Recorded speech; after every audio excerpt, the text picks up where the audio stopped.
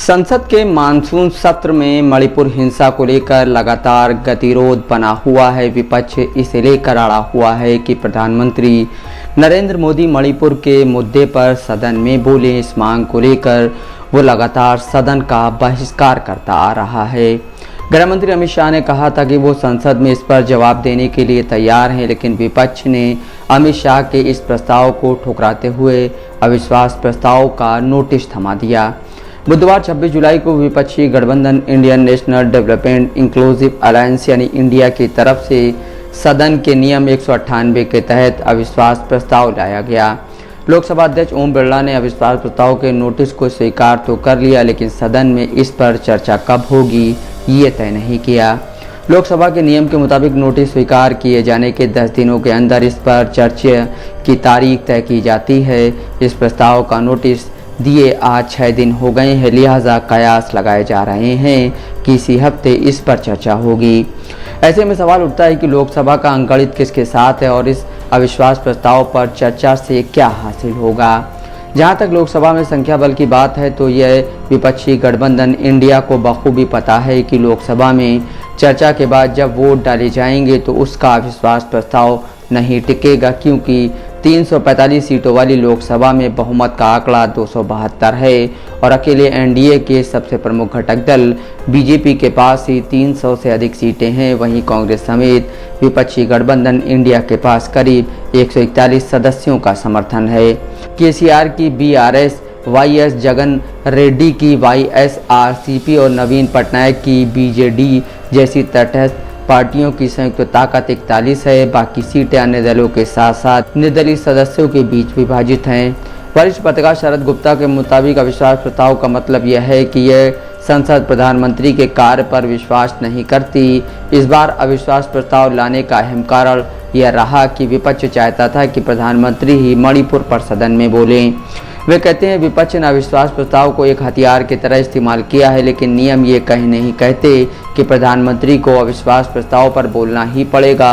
हो सकता है कि वो किसी को अपना प्रतिनिधि बनाकर कह सकते हैं कि सरकार की तरफ से जवाब वो देंगे, लेकिन इस बात की उम्मीद बहुत कम है, क्योंकि ऐसे में माना जाएगा कि प्रधानमंत्री संसद से बच रहे हैं, संसद के सामने उत्तरदायी नहीं बनना चाहते, संसद को उत्तर नहीं देना चाहते।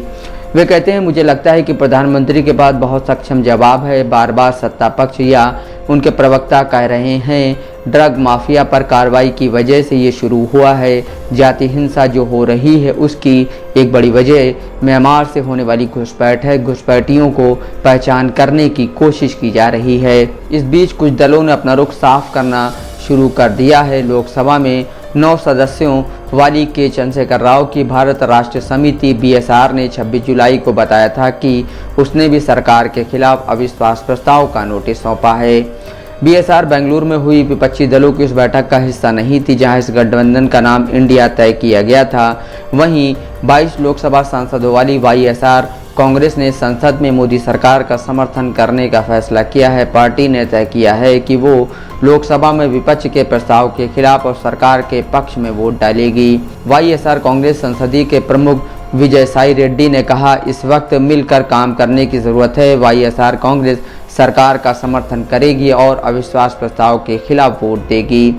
12 सांसदों वाली बीजू जनता दल ने अविश्वास प्रस्ताव को लेकर अपना रुख अभी साफ नहीं किया है। ऐसा ही बहुजन समाज पार्टी के साथ है, जो इंडिया गठबंधन का हिस्सा भी नहीं है।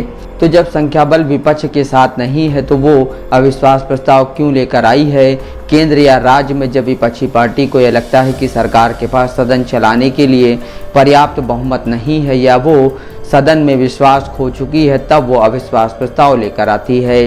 केंद्र में इसे लोकसभा तो राज्य में विधानसभा में पेश किया जाता है।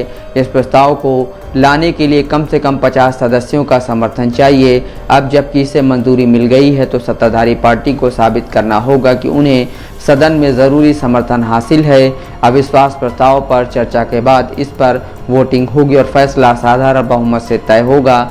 अगर सदन ने इसके समर्थन में वोट दे दिया तो सरकार गिर जाएगी, यानी मोदी सरकार के बने रहने के लिए अविश्वास प्रस्ताव का गिरना जरूरी है। केंद्र की नरेंद्र मोदी सरकार के खिलाफ लाया गया यह प्रस्ताव भारतीय इतिहास का 28वां अविश्वास प्रस्ताव है। नरेंद्र मोदी सरकार के खिलाफ यह पहला अविश्वास प्रस्ताव नहीं है। 2018 में लाए गए उस प्रस्ताव में विपक्ष को 325 के मुकाबले 126 वोट ही हासिल हुए थे। मानसून सत्र के दौरान तब 12 घंटे बहस चली थी और आखिर में 20 जुलाई को मोदी सरकार ने 199 वोट के अंतर से अविश्वास प्रस्ताव को हरा दिया था। नफीस अहमद, दस्तक लाइव न्यूज़।